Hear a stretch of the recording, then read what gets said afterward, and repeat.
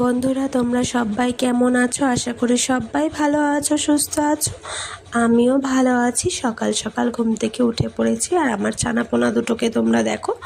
আমার ওঠার সাথে সাথে ওরা দুজনও ঘুম থেকে উঠে পড়বে। যেই না দরজাটা খুলবো, ব্যাস দুজনে বেরিয়ে পড়বে। একজন দরজার সামনে বসে পড়বে, দেখো দরজার সামনে একজন বসে পাহারা দেবে।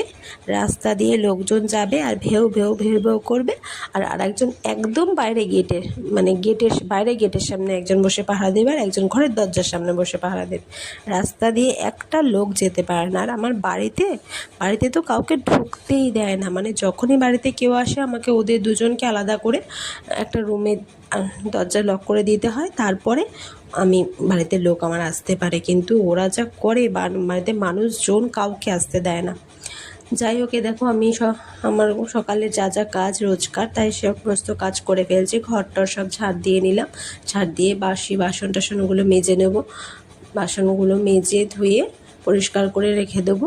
তারপরে বাকি ঘরগুলোকেও একটু পরিষ্কার করে নিতে হবে, কারণ দেখবে সকাল সকাল ঘর দর পরিষ্কার গোছানো হয়ে গেলে না, দেখবে মনটা ভালো লাগে, তাই না?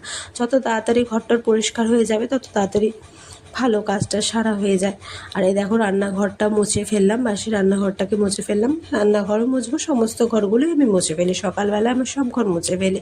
আর এই দেখো একদিকে ভাত বসিয়ে দিয়েছি। আর আজকে বেশি কিছু করব না, কারণ কালকে অল্প মাংস আছে, আর একটুখানি ডিম রাতে করব, ব্যাস আর কিছু করব না।